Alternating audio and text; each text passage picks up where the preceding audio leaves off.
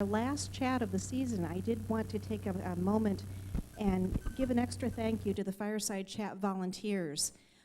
The leader of this fearless group is right here, Jim Coots. He's done a fantastic job pulling together these chats, making sure that everybody is doing what they're supposed to be doing and keeping us all on our toes.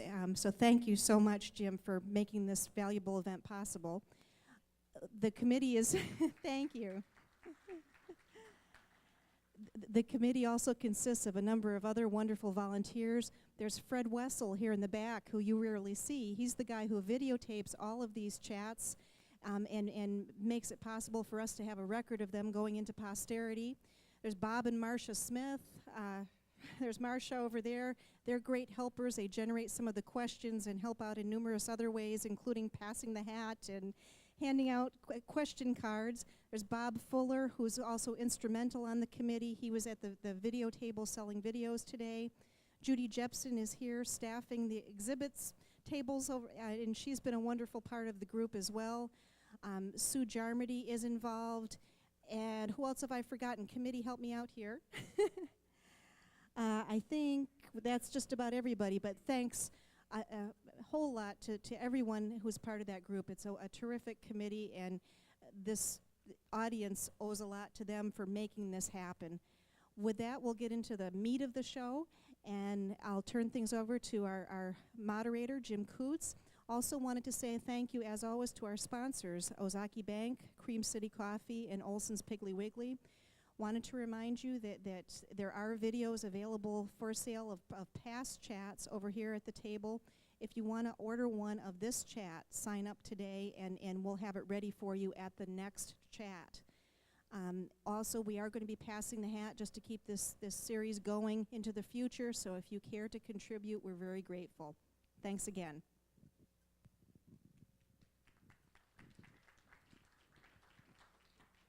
Thank you, Sarah, and if plaudits are handed out, Sarah, how she keeps everything straight that goes on at the Culture Center is unbelievable.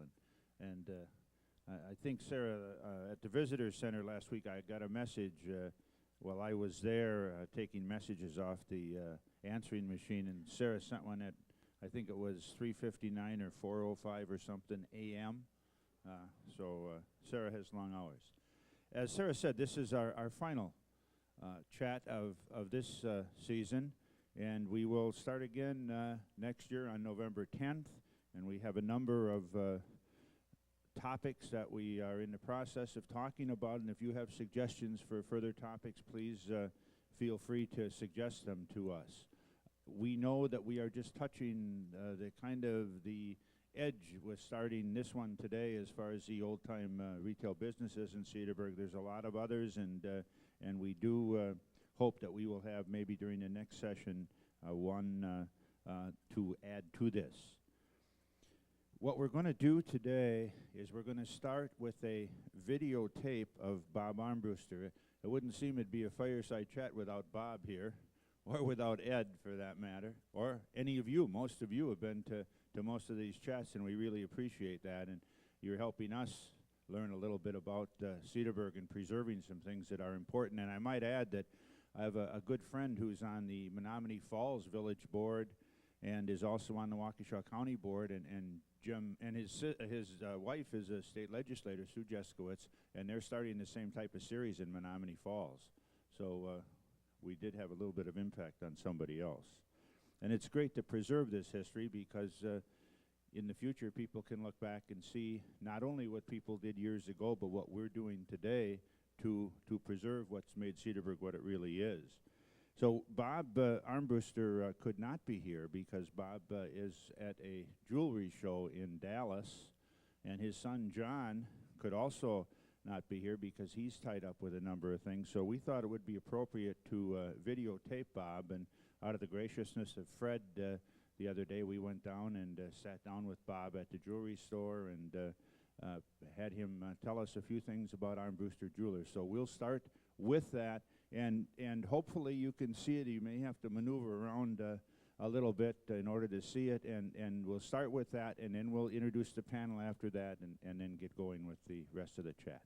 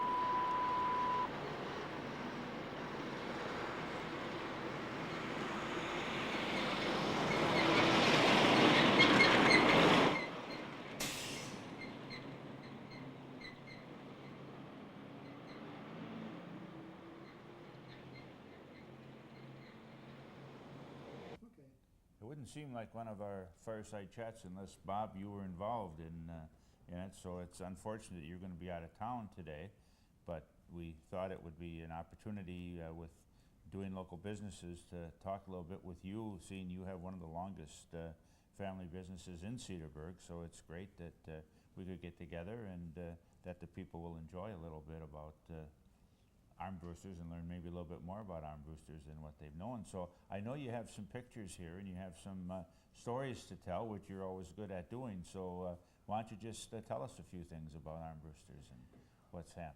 Well, I really appreciate you doing this. I hated to be missing that Sunday, but it's one of those things.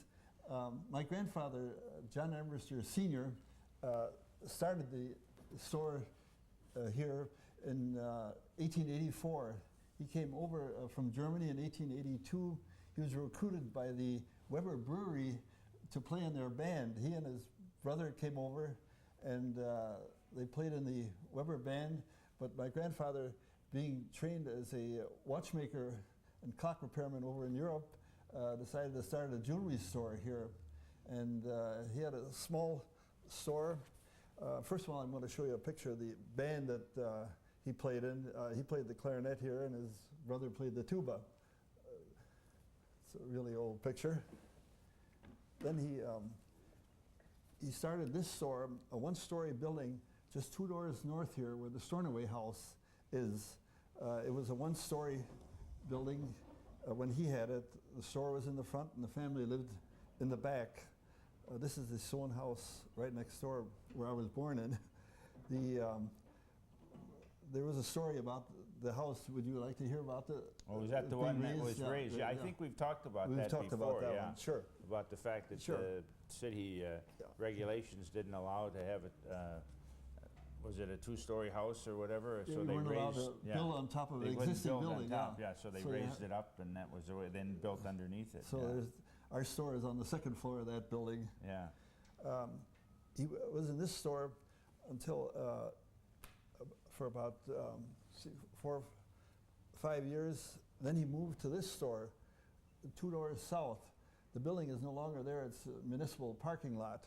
But it's a picture of he and my Uncle Fred in front, John Armbruster. There was a small clock hanging from the building. But that was the second store. And he was operating out of this building until he built our, well, he was building this building.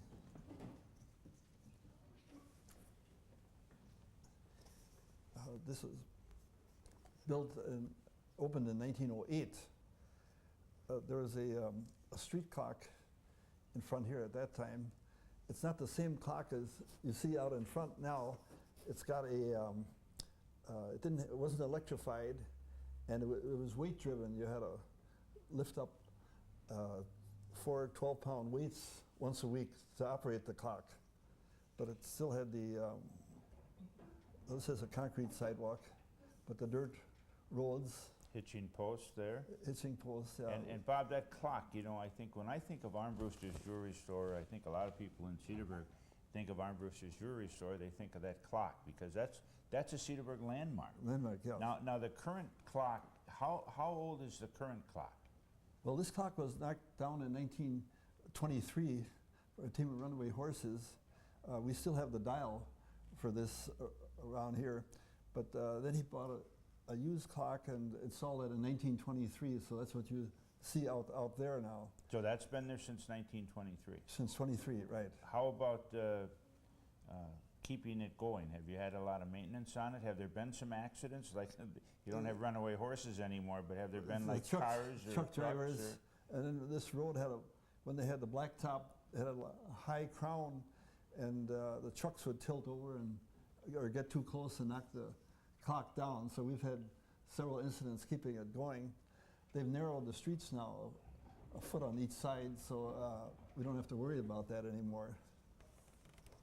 Now when this store was built, I assumed that the upstairs, that's where your family, this was where you lived, our living upstairs? quarters, yes.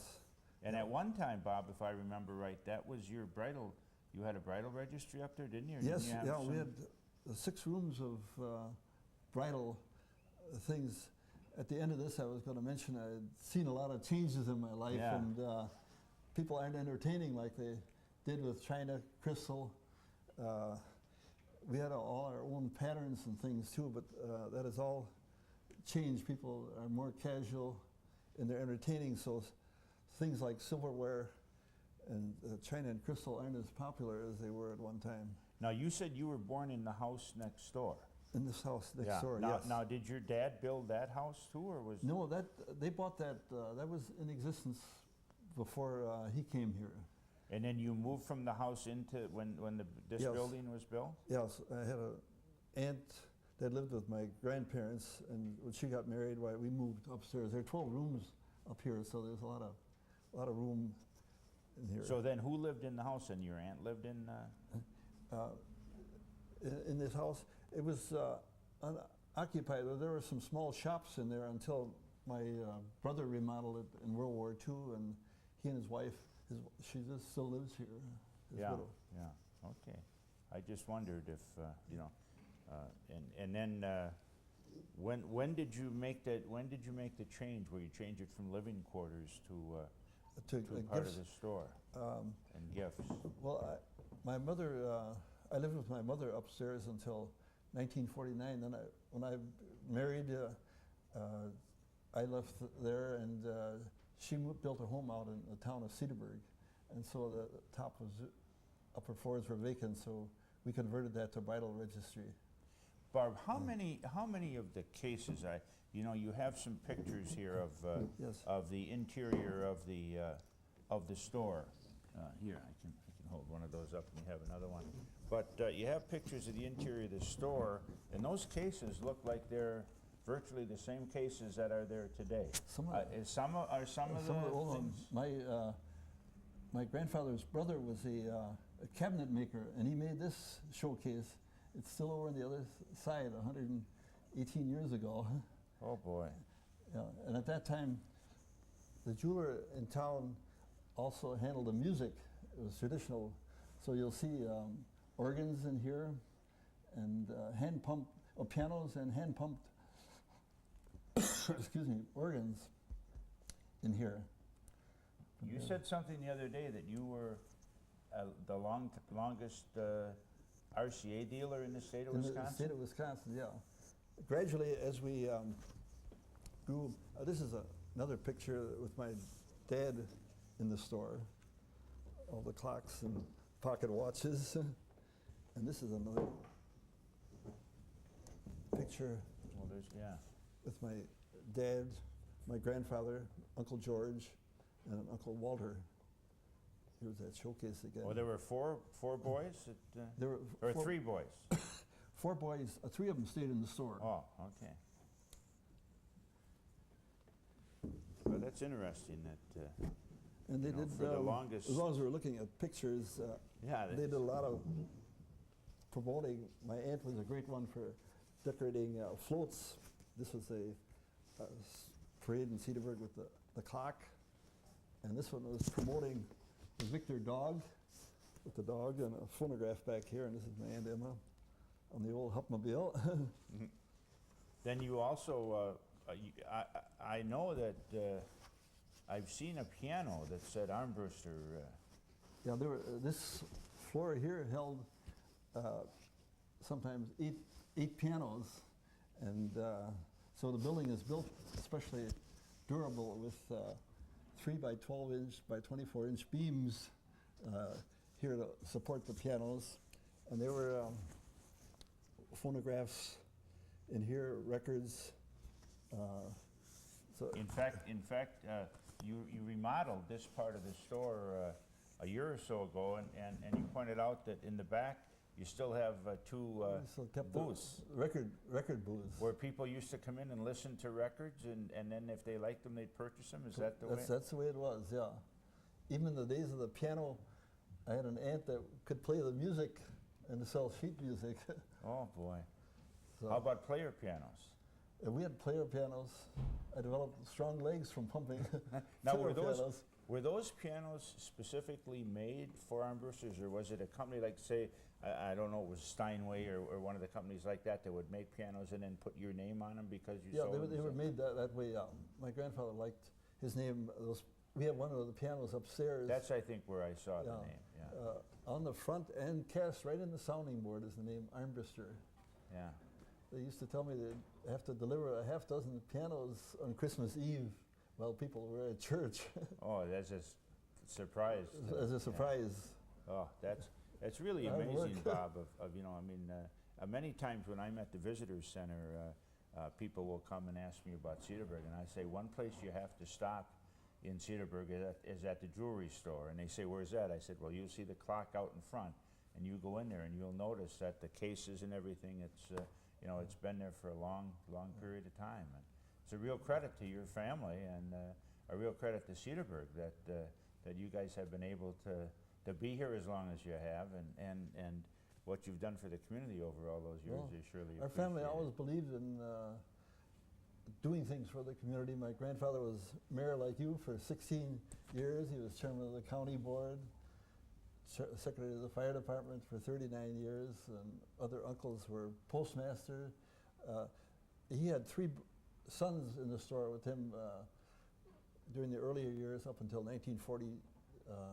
32 of them, and one uncle left to be postmaster, and then another uncle left, and then my dad took over the store during just before the war years. And then when you were playing Jimmy Stewart in England, then II. after you came back from World War II, then you took over, basically took over My control dad of got the sick. store? He kept the store going to the war years. There were only 2 jewelry stores in the whole county, and he just was worn down. And we came along in November of 1945, and he went upstairs Christmas Eve and never came back. Oh boy! It came down again. So I've been in the store 57 years And already. now your son John is following in your footsteps. He graduated from Marquette in 1970, and he's been here ever since. And then I think believe it's 1974. Tom. Now you know you said something about Tom Pretty as far as the engraving. You showed me some of the engraving that he Yes. did, and said he's one of the few people who still Hand- has that does hand talent. Now engra- Tom's your nephew, right? Yes, Yeah. yeah. Okay. So we're glad to have him here. So it's a family operation all the way That's through. right, yeah, right. My wife, of course, is real active. She and I have run the store since we bought my brother out.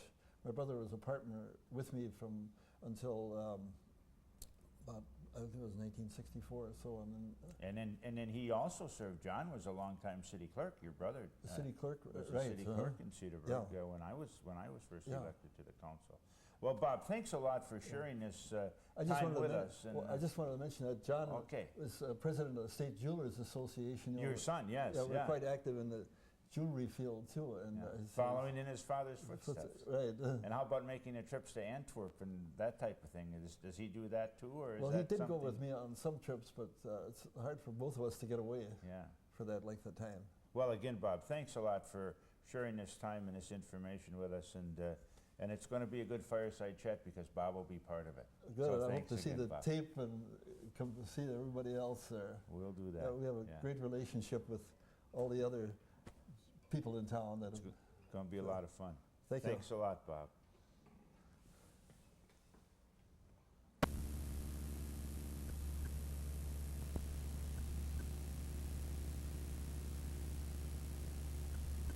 We'll get going now with the rest of the program and the main part of the program. I thank Bob for having the opportunity to share with us.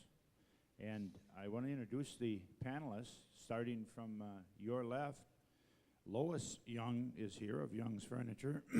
Ray could not make it, and I think Lois has been involved just a little bit longer than Ray was in the furniture store, so she can share with us. And then Vivian Lobbs, and Vivian has, if you notice on one of the tables over here, Vivian has a collection of, I think, virtually every premium or advertising gimmick, or what do you call them? Advertising specialties. We got to get that right with that were handed out or distributed by various Cedarburg businesses. And Palmer Krieger Palmer, a lifelong Cedarburg resident, I think, except for the time that you spent in the military service, Palmer. And Palmer, I believe, was one of the founders of Bar's Restaurant. And then Ed Rappold, and Ed is Mr. Photographer, and also has lived here a few years, I believe, Ed. I think you've lived here most of your life. We won't say how long that's been, but Eddie's a virtual treasure chest of information. And along with Ed's photographs, and we're fortunate today, Harold Overpool is with us, and Harold has also a lot of photographs that Harold's taken to Cedarburg. So between these two guys, we have a real tradition of preserving what's there. And then Bob Lauterbach. Bob from Lauterbach's Menswear, and now Bob has been for, I believe, what, Bob, 14 years with Kaler Insurance. And Bob, too, is a lifelong resident, and not quite as long as what some of the others. And Vivian, I believe you're a lifelong resident, too. Lois, are you a lifelong resident? No, I'm not. Cedarburg? No. But I'm an import. oh, an info, yeah. She's only lived here 70 years, so she can be, or 60 years, so she can be considered to be a regular pretty soon. Marcia Smith will be circulating with cards in case you have any questions, and we know that there's a lot of other businesses that could have been represented here today.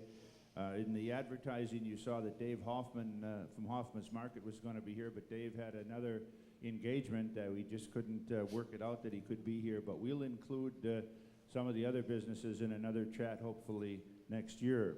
And what we thought we would do would be to start just briefly with each of the people, maybe giving a little rundown on their business, about how long it's been here, and some of the things that they remember about it, maybe sharing an interesting anecdote or whatever they may have. And we flipped a coin, and Bob Lauterbach won the toss, so he will be kicking off. Okay, I think I lost, but I'm going to have to do this with one eye watching the video of Bob Armbruster. One of my lenses fell out. So,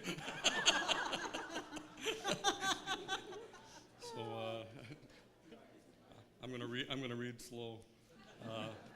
My name is Bob Lauterbach. I've lived in Cedarburg and town of Cedarburg all my life. My family ran Lauterbach's Menswear, which was started back in 1865 when my great-grandfather came back from the Civil War. And I don't know exactly where the building was, where he started it, but 2 years later, he moved into the building that is standing over here today. And I don't even know the name of the store that's Down to Earth used to be in there. Private Plantings. Private Plantings, okay. Yeah, that was our building for, up until 1985, I believe, when I sold it. Like I say, my grandfather was in the Civil War. I happen to bring along, you can see it on one of the easels over here, that it's an honorable discharge from the Civil War that was presented to his wife. I have that hanging in my basement on display at all times.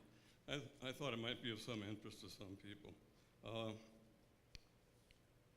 My great-grandfather's name was Justice. He had two sons that participated in the clothing business. One was John Lauterbach, and the other was Theodore, which is my grandfather.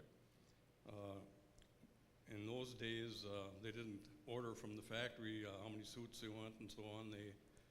They made them right there on the spot. People would come in and pick out what type of cloth and so on that they wanted. And my grandfather, I think, was the vest and pants maker, and I think John Lauterbach was the coat maker. Needless to say, down the road, they did split up.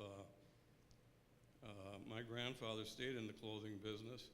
His brother, John, went into the car dealership business, which is in the present building where the Washington shops are, and it used to be the Light and Water building. It used to be many things. When my great-grandfather relinquished the building to Tio, like I say, they made clothes there for many, many years. When Tio stepped down, my father, Frank Lauterbach, took over the business. And needless to say that I followed in my father's footsteps. I took over the business, I believe, in 1975. I worked in the store, ever since 1956, 57. And as things progressed, needless to say, the retail business kind of went by the wayside, and in 19 let's see, 1983, August 15th, I pulled the hook. And it's just one of those situations, a lot of pride there, but you can't do things with a bag of pride, so things do move on. I wanted to mention something about my great-grandfather. He was remarried when he was 80 years old. And I'm not sure, but I think they spent the honeymoon getting out of the car.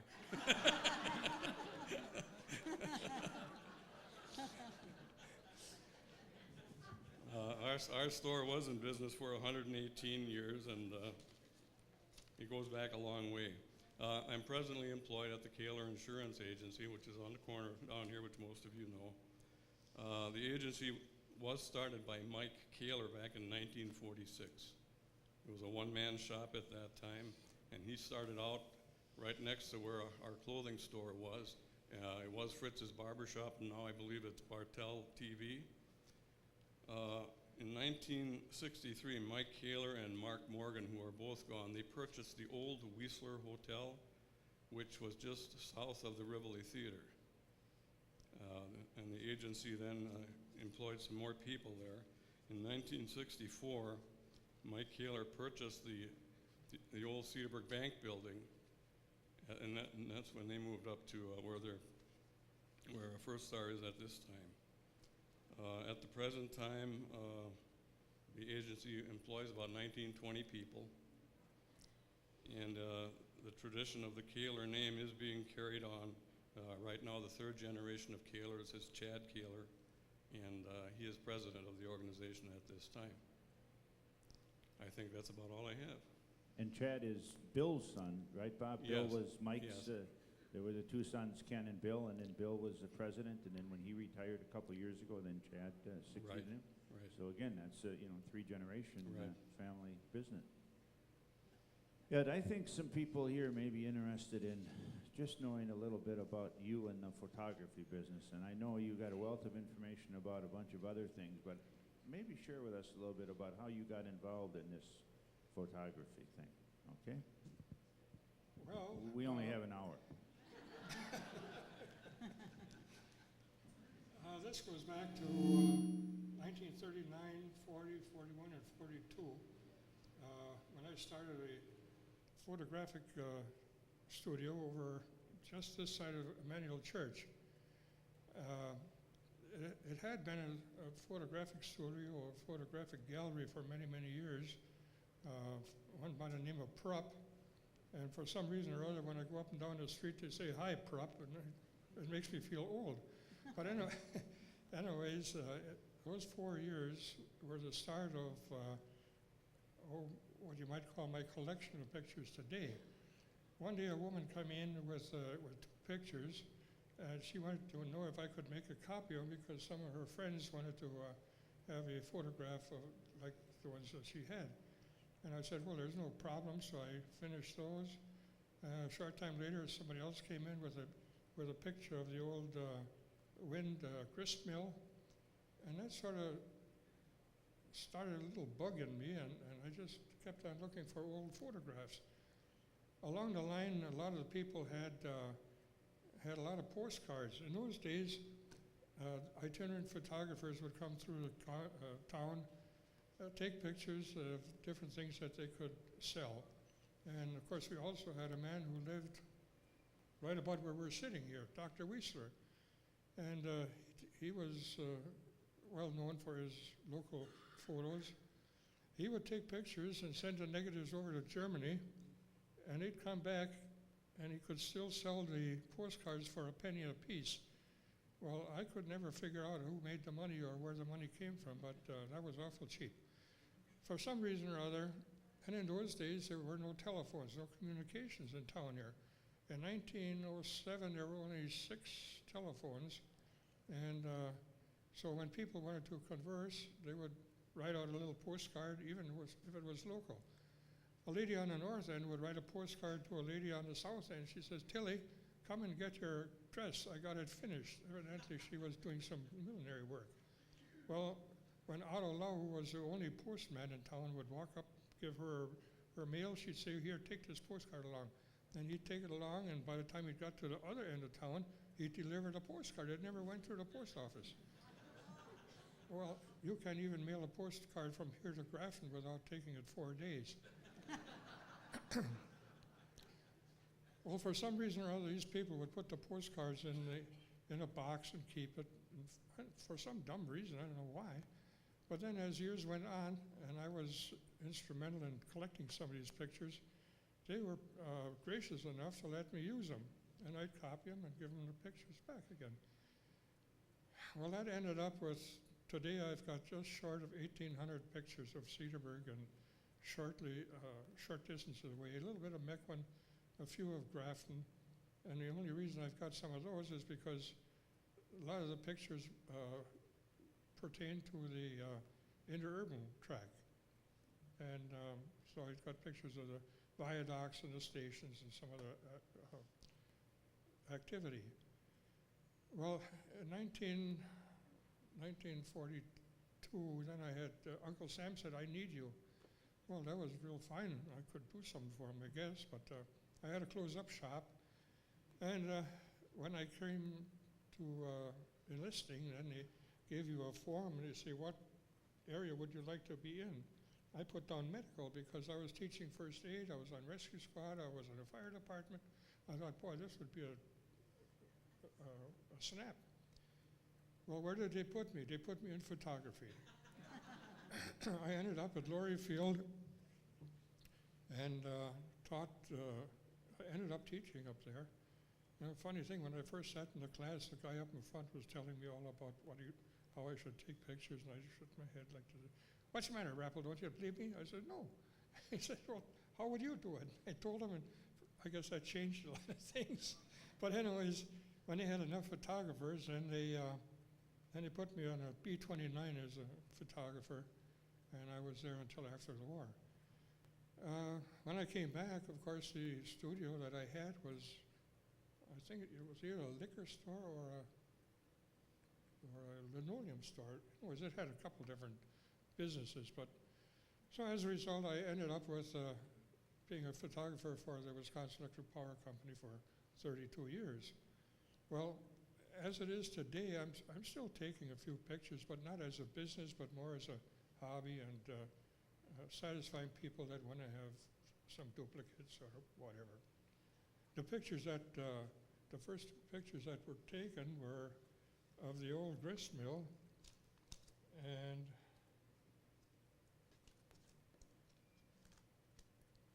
the oldest one I have is of the downtown Cedarburg in 1856.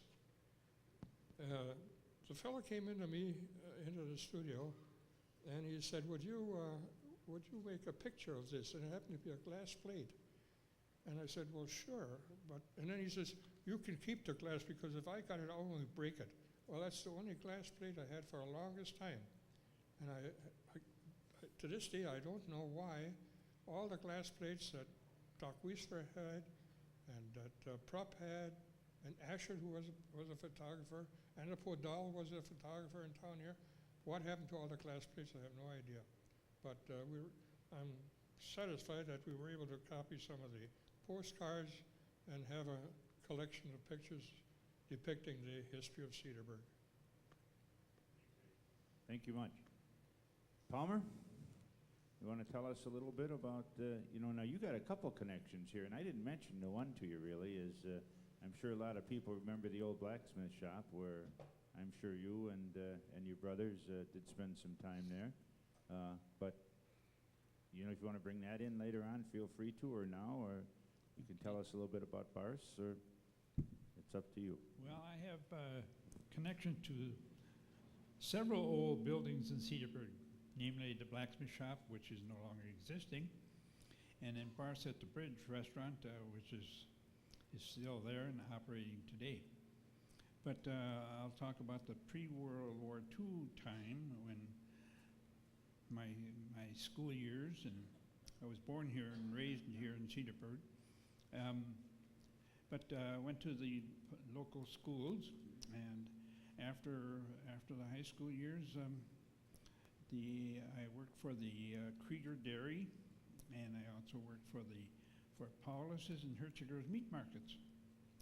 Um, uh, this was mainly in the summer period. And after World War II, or before World War II, I ended up working at the A&P store in downtown Cedarburg, which is now the lamp shop.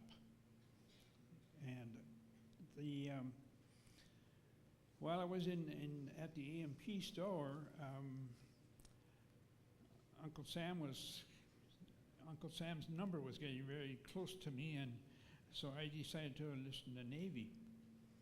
So I ended up in the Navy doing some cooking, and I was in the Navy in Providence, Rhode Island, and in Providence, and my wife and I were married in St. Joseph's Church, not far from Brown University, and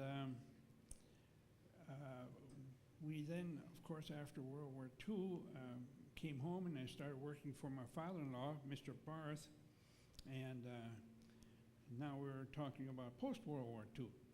And so I had connections to this Barth at the Bridge restaurant. And I started working for them and worked there for over 50 years. And we remodeled the building quite often and added on to the building quite often. It was a very exciting life living in the restaurant business. And we then, in 1955, we built our home. We lived above the restaurant. My wife and I and 3 children, we lived above the restaurant. And in 1955, we built a home which I'm presently living in on Evergreen Boulevard.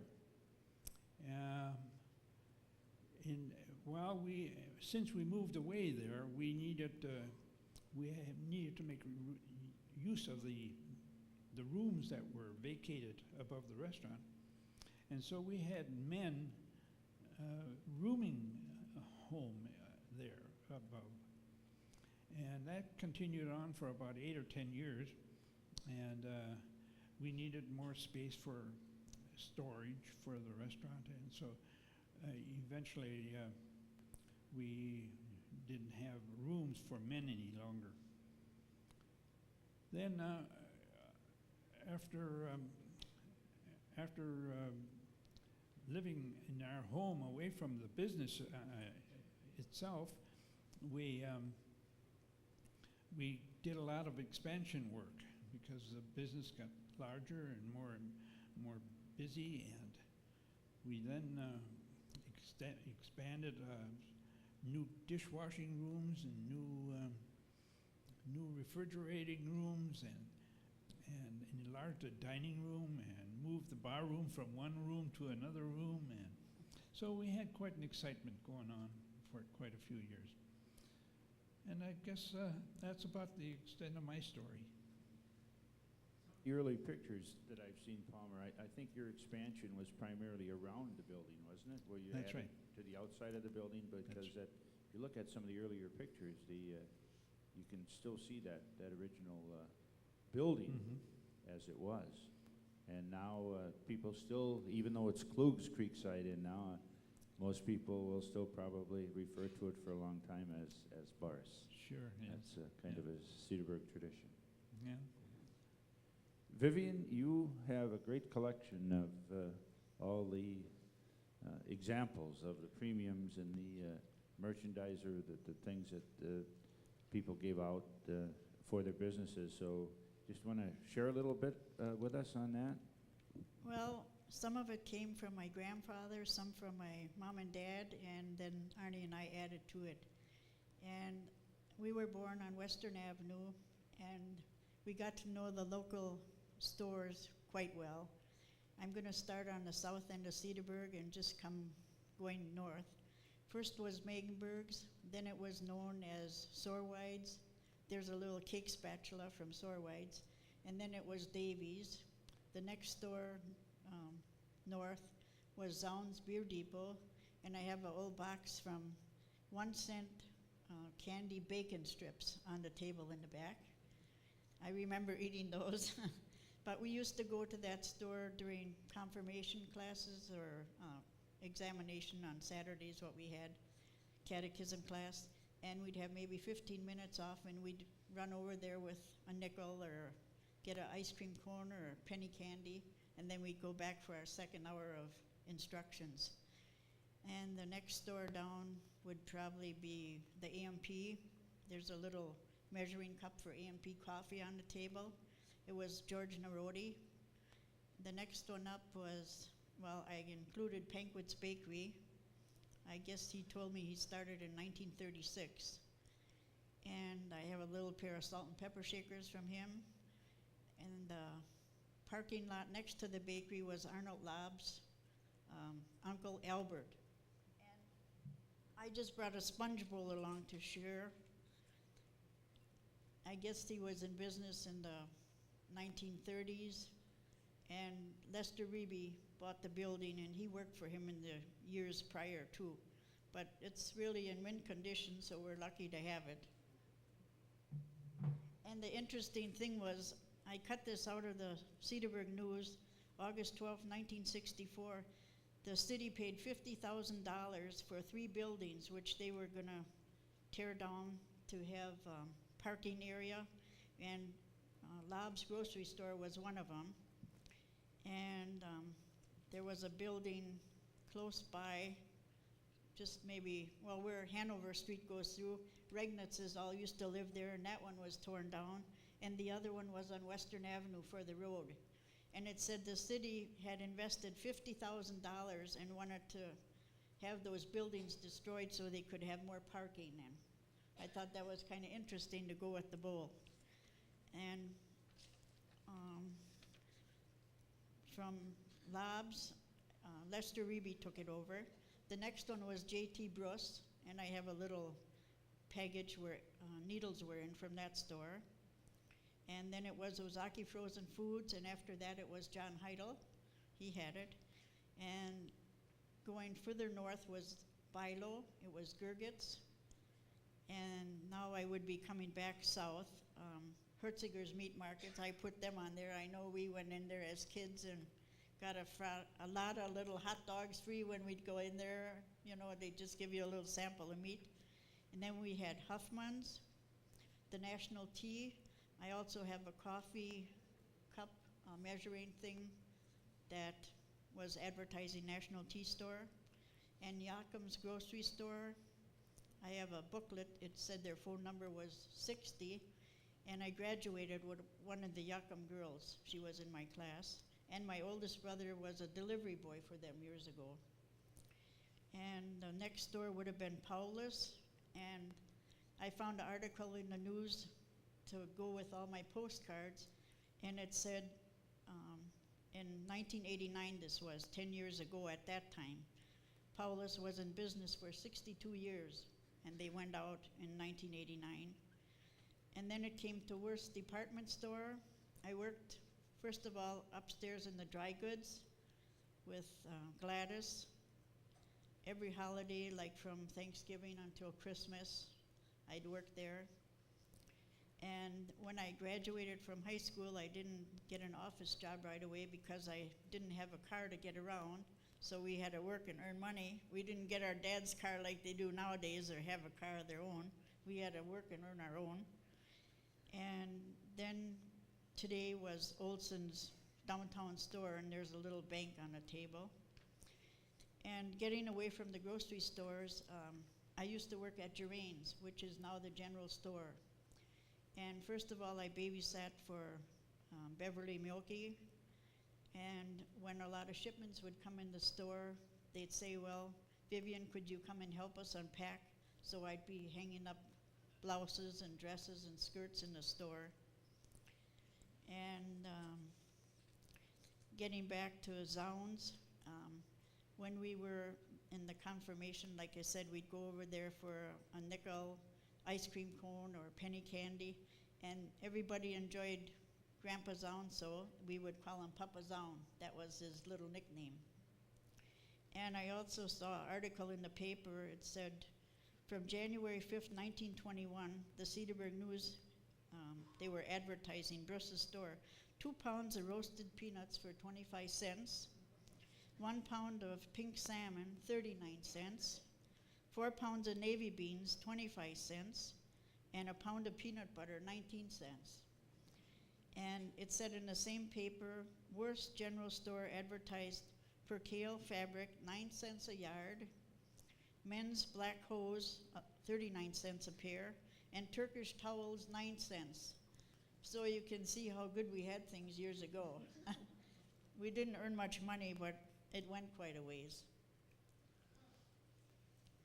Vivian, You're you bring up a lot of names. Excuse me, a lot of names of a lot of different stores, and it'd be interesting to take an inventory to see at one time how many grocery stores there were up and down Washington Avenue, and how many meat markets. You know, it's interesting to see how that real change has taken place in the community. I know we moved here in 1965, and there was still a significant number of different businesses up and down Washington, and that's changed with the times, of course, and we have the very viable tourist business now that comes in, but we still have, it's great to see that we still have some of the local businesses that are still here.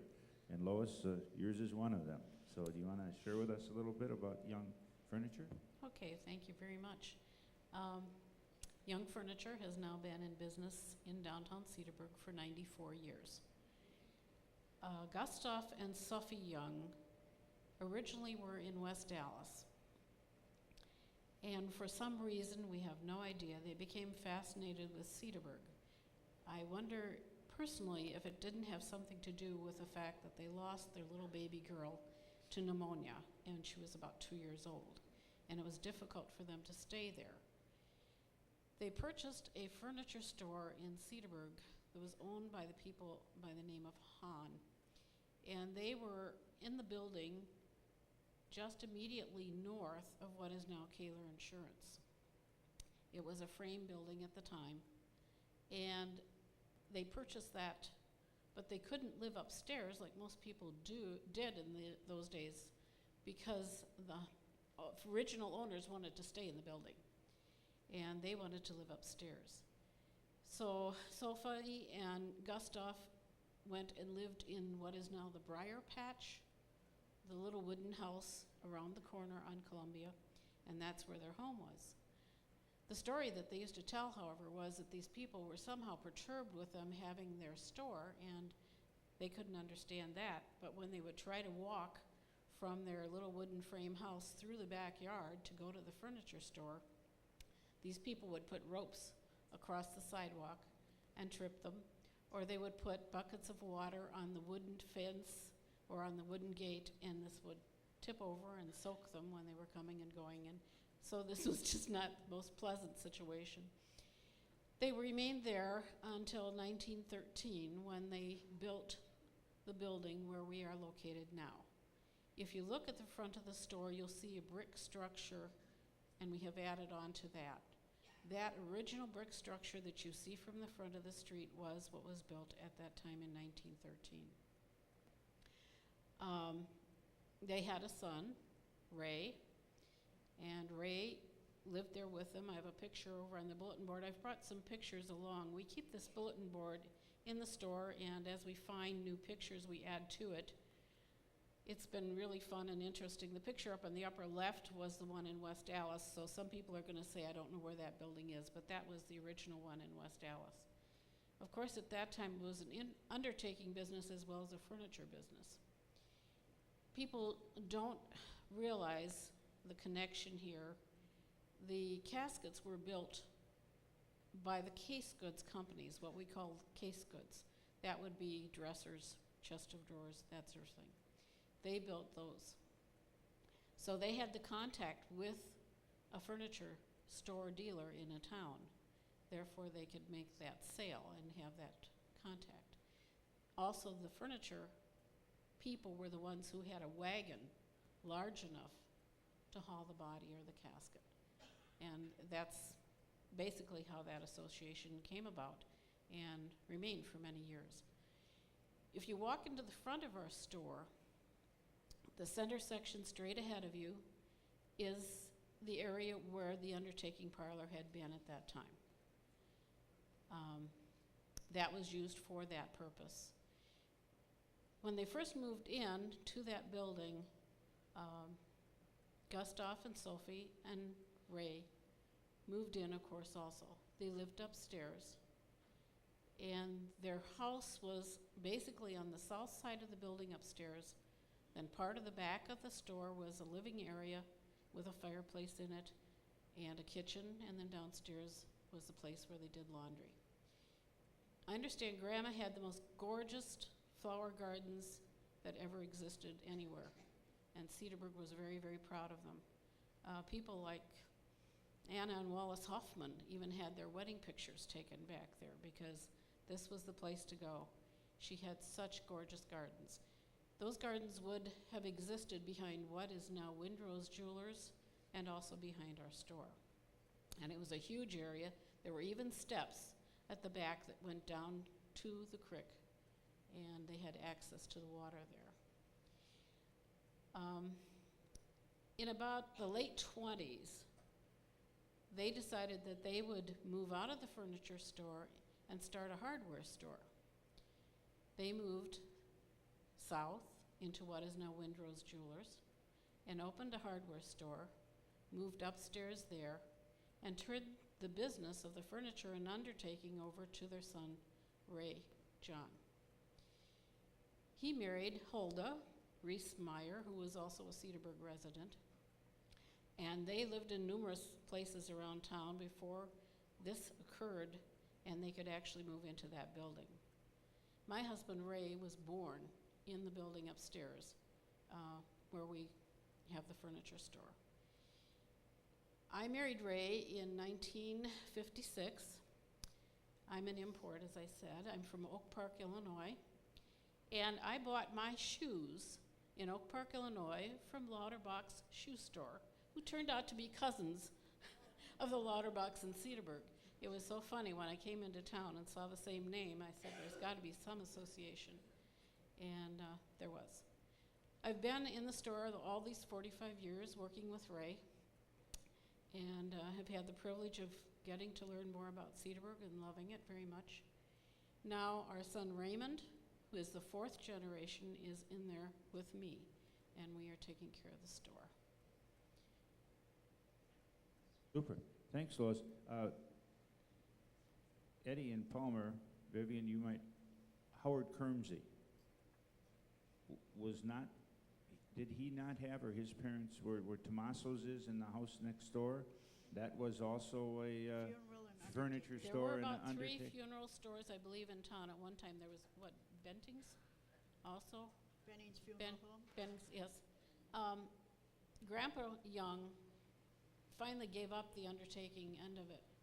He had some very serious accidents that occurred with some farm equipment, and he couldn't take the disaster of all that. And he said, that's the end of it. I'm not going to do that anymore, and that's how we got out of that end of it. Our own business has gone through a lot of changes over the years. We've had white Westinghouse sewing machines, and they had seminars years ago teaching people how to do sewing. Delta Power tools for the contractors in town.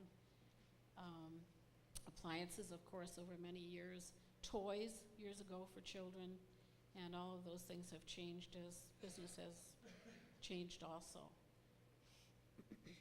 The idea of self-service, or the idea of having, Bob, I'm sure in your business it was so important to have the one-on-one relationship, and as you said, making the clothes, actually doing the making of the clothes themselves rather than going to the ready-made. That was a big change that took place. Did you see that happen during the time that you were involved in the store? No, I did not. No, everything had been converted to the, just order it and stock it. I did learn some tailoring from my grandfather, and I would do waist on pants, cuff pants. Wish I had $1 for every pair I did. It used to be an integral part of you went in and there was that service was part of your purchasing the garment or whatever it Right. might have been. Right. One thing that you mentioned, that a couple of you mentioned, is the number of stores that were here, and I remember Worst was still operating when we moved here.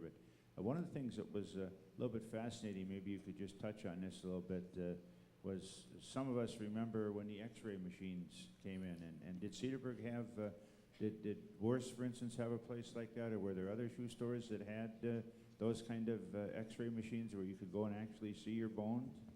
I do remember that. Shoes, yeah. At Worst, in the shoe department, you'd try on a pair of shoes and you'd walk over to this unit and you'd step up and then put your feet in there, and Right. by golly, there were bones in there. But those were the days when X-ray wasn't so bad for you. Right. Girls and the problems that developed. We had 2 shoe stores in Cedarburg before World War II. There was a Freilich shoe store next to Hoffman's Meat Market, just north of the Hoffman's Meat Market, which is no longer a shoe store today, but there were, Coffee shop. yeah, It's yeah, coffee coffee shop now. I think that was that not Stern shoes? Well, that, it was Stern shoes Freilich's. followed, yeah. Freilich's, and then it was Ripples, and then it was Stearns. And I think I failed to mention that my husband Ray took over the furniture store from his parents in 1954. So, Somebody asked a question about the cigar store that was on the south side of the there was a current building. cigar store on the south side of the building. It's in one of the pictures that we have. It was located on the south side of the building where Gustav and Sophie built. There was a big So, cigar store right at the head of Cleveland Street, north of the old Bruce building, and that was a Zaun and Schutte, and that was a big operation. the back end of behind our store, there had been a huge horse barn. And that was where they kept the horses to haul the wagons years ago. And that was way back at the creek. And all of that was taken down then in 1964 when we expanded the store. And I would just like to bring up the dime store years ago. Right on the other side of this building, or part of that building, was Hickman's Dime Store. And from here, their son took it over, and it is on Washington, or it was on Washington Avenue, where the chocolate factory is now. I never thought a little town would be without a dime store. You know, you'd think you could go in there and buy little things, and now you can't even get a spool of thread around in Cedarburg. Just a little addition to the buildings that were torn down. I was on the city council at that time, and the Reeby building was torn down for the reason that at that time, traffic was getting to be pretty heavy in town. And we thought at one time to make a one-way street in at that property along the river and come out at Barth, but that never materialized. But and then the other 2 buildings on Western Avenue that were torn down were done so for the extension of Hanover, Right. because we had to have more through streets. Hanover on the north side too. Hanover used to end at where the bank, where there used to be the softball diamond, and where the interurban tracks went across there. That used to end there too. At Turner Street, it only went as far as Turner Street, and I think that must have been in the 60s or the early 70s where Hanover was extended to Cleveland, where it went through there. Well, Where the police station, the library are. there wasn't much of Hanover there when the interurban went through. And then, of course, when then the Cedarburg News Building and the Turner Hall was torn down to open up Turner Street. Bob mentioned in the video about selling TVs and phonographs and record players and that type of stuff. Were there a number of stores in Cedarburg that sold, if you wanted to buy a radio or a TV set? Was it just Armbruster's, or were there other? Did the furniture store sell yes, those? yes, we had it. There was a division on the south side of the store Realize. when I first married Ray, where we had television sets and radios and all of that in that whole area.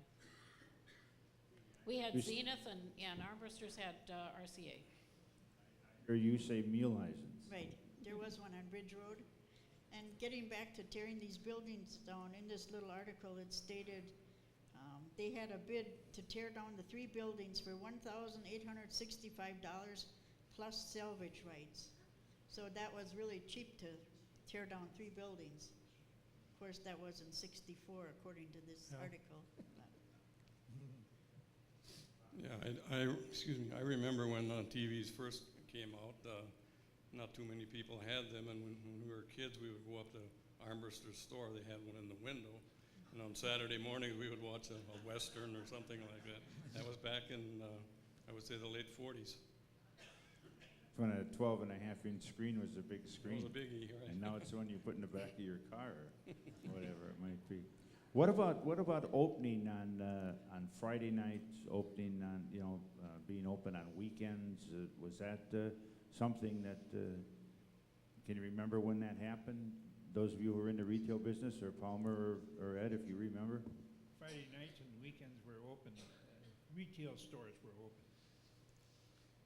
Probably not so much on Sundays as they were on Friday nights and Saturdays, and Saturday nights even.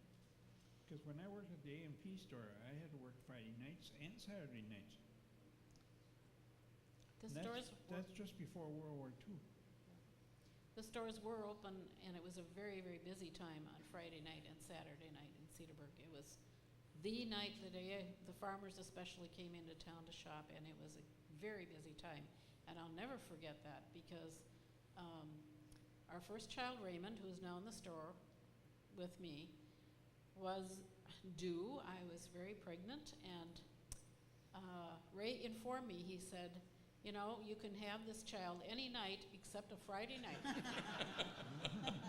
You know what happened? He had just gone back to work on Friday night, and I called and I said, I don't think I can wait much longer. And we had to call Dr. P.B. Blanchard away from the high school football game in order to come and meet us at the hospital. Even during World War II, when the stores were open, but during World War II there were always these blackouts. And of course then the stores had to close.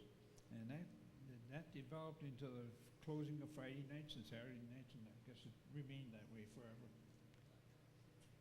But I would just like to give one plug to Armbruster's yet. I'm working on my 50th class reunion this June, and I'm still wearing my class reunion from 50 years ago, and it still fits.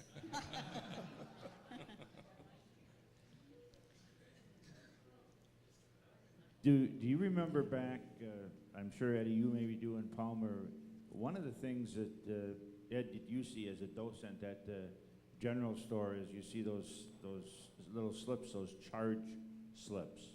Was that something that was common during the earlier times, World War II times, Depression times, or, did people carry other people credit for a while, or was that something that just wasn't done?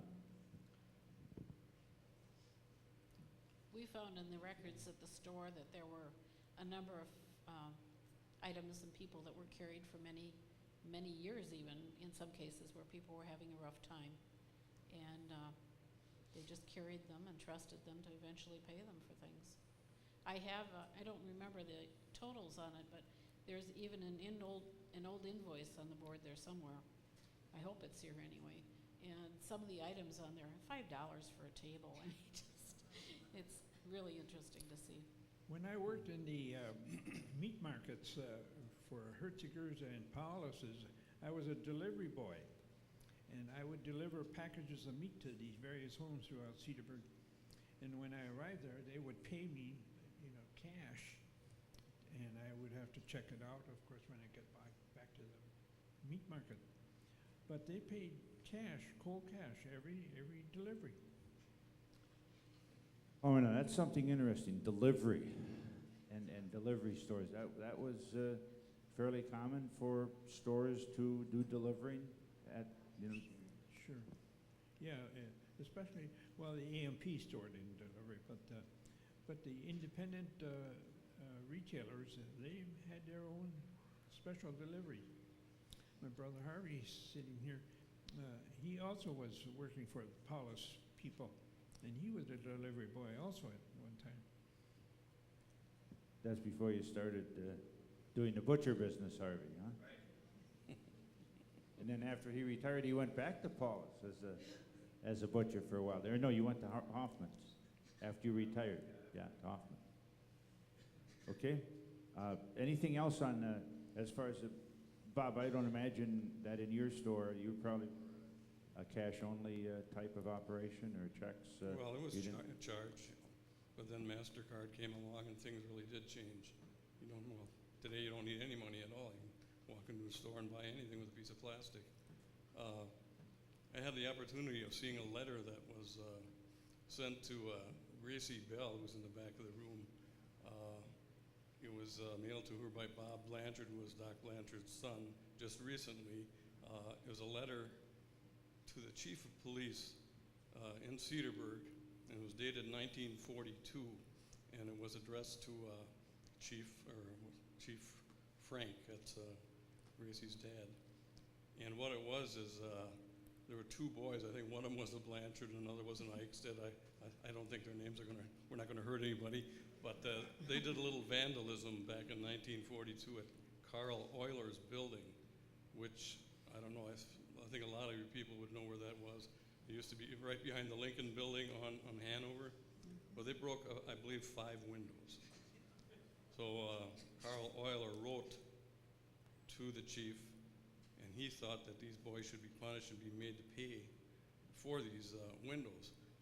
Well, there was a bill of sale from Lehman's Hardware, which was just up the road here. That's where where Bauman Huffman used to be, and so on.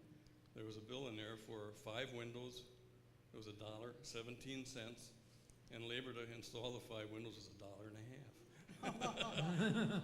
Gracie has that in her possession. It's kind of neat to see. It's another thing that as far as hardware stores, that's something we haven't mentioned, but were there a number of hardware stores? I know Gross was up on the corner, and I know that Byers and there was a Badger Paint. I think Byers were with Badger Paint. There was a Gamble's. There was Bauman Hoffman. Lehman's. There was across where the Washington House is was Western Auto. That wasn't really a hardware store, but I remember when Western Auto was there. Bud's Were Western. there other Well, places? I remember Hank Groth, that's up where Marlene has her shops now. That was a hardware store. Hank was a distant relative of ours. Lehman's Hardware. Lehman's, that's where buyers were, but just where, was it Windroses? That was Badger. That was Paint, Badger, yeah. Badger Paint store that was run by the buyers. Yeah, Byers bought it from Gus and Sophie, I think. So they were in there for many years and still lived upstairs, and then Byers, I think, bought it from them. Okay, when Lehman's went out, Bauman Huffman, which was Bill Huffman, Garth, and Larry Bauman, took over the business, and they stayed there for, well, I don't know how many years, and then they moved on to the south end of Cedarburg. And I can say I had an opportunity to work for them for about 4 years, and it's probably the most fun job I've ever had. You're always doing something different. Well, you know, the way the conversation is going here, it seems to me that the Cedarburg was a dry area. But there were an awful lot of saloons in town. You want to tell us about your usual Friday night or Saturday or Sunday routine when you would come stumbling home? No. No, but there were an awful lot. Starting on the south end, we had Weisler, which is still called Weisler's. And then we come down a little further, and we've got, we had Becker's, we had another one, Betcher, which was alongside the Huffman Butcher Shop. And further north, we had Cup Saloon, which is now the Italian store. And a little further north, then you had Herman Cafale and his bowling alley. And then up on the corner of Bridge and Washington, there we had Roth, which is now Maxwell's. And across the street, you had, of course, you had your undertakers too. You had Vandenberg, and you had Gunser, and then you had, what was the last one? Yeah, okay. But that wasn't a dead end yet, because we had another store up in the north end, which was Beam's Grocery Store.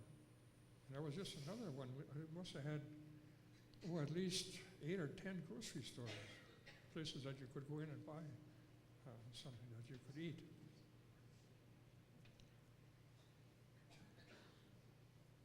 What about English to German? We hear so much about Cedarburg as the old Irish or German community. Was German language like in the stores, or was it primarily English that was used, or was there a time that there was a transition period? You had to know German in order to get along. Even so far as when I worked in the Columbia Mill for my uncle, if you didn't know German, why, you couldn't get along with the farmers. That's all they could talk. If they wanted corn, you'd give them wheat. No, that wasn't the right thing. It was a hafa or a gerst or something else, My husband Ray used to tell me that when he started in the store as a young boy, he had a terrible time because he did not speak German. His parents spoke it to hide things from the kids, but not to converse with them. So they didn't actually learn German at home. But when he tried to work in the store, he had an awful time in the first years because he could not converse with many of the people who came in. I couldn't talk English when I went to school. Okay. It was hard, and to this day I carry German over the THs. My hardest word was Caliban, for the German is phonetic. Ed, you mentioned Cafels. Is that what some of us more recent people would know as Hugo and Rosie's with the bowling alley? Kafeel, yeah. Cafels, yeah. Yeah. And then wasn't there also another like two-lane bowling alley up on Portland, which Yeah. Carrie Which- I know as Carrie and Joe's, but I know it was other names before that. Yeah, and there was one right alongside where the baby shop is now. That used to be Beckman's Tavern, and the bowling alley was behind, within the same building here. Hartwick's Tavern, too. At Alston's?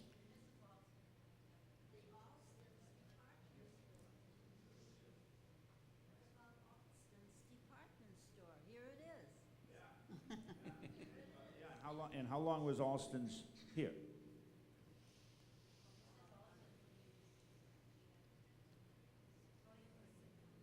Tony, do you know how long?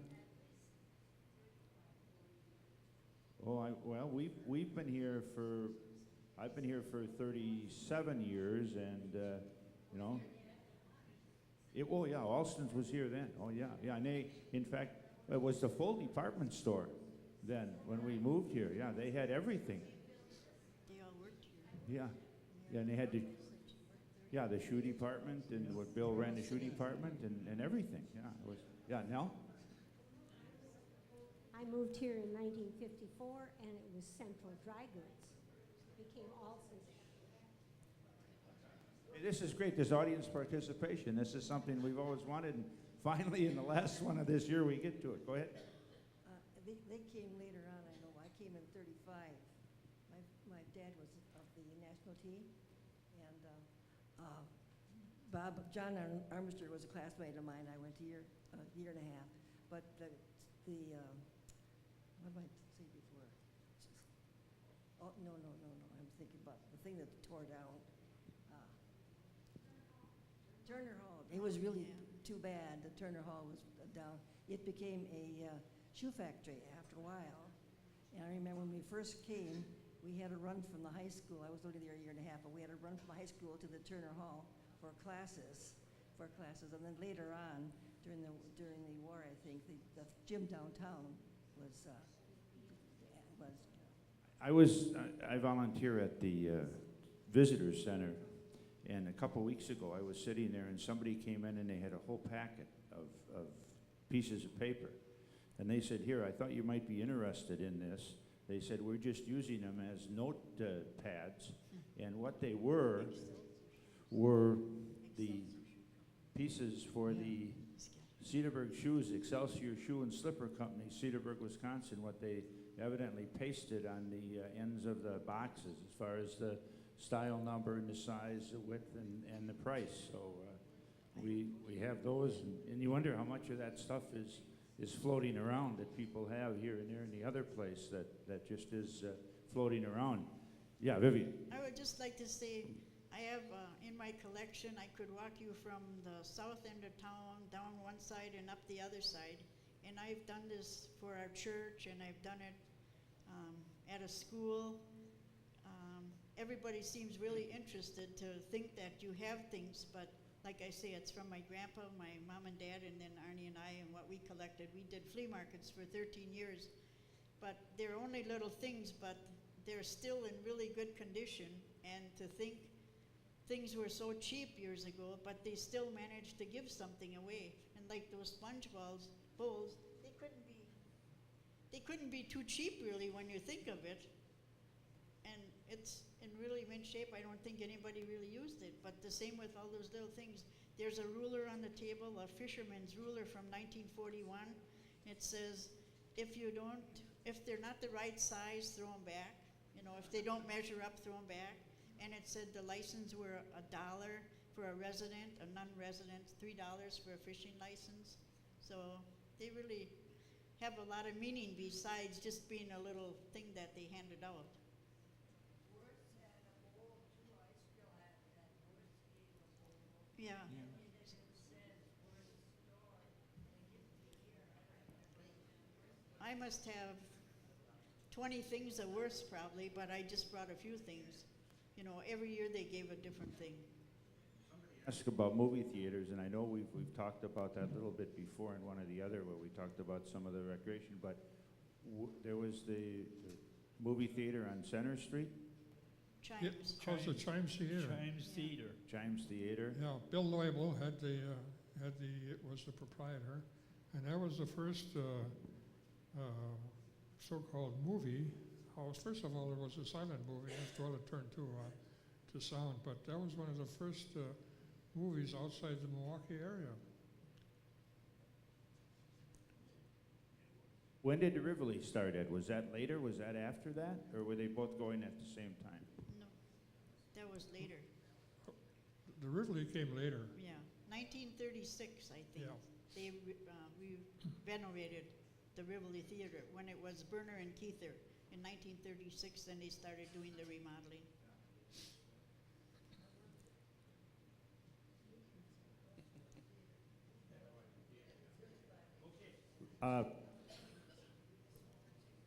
We have a number of things that, as Lois said, she brought in the board here with pictures on. There's some pictures here. There's a lot of Vivian's things here. There's cookies and coffee. I know that this brought up a lot of reminiscences. I would think a reminiscence for a number of you, and I can't tell you how much I learn and appreciate the learning so much about Cedarburg. We're so fortunate in Cedarburg that we do have people like this who will share their information with us and then also collect the various items.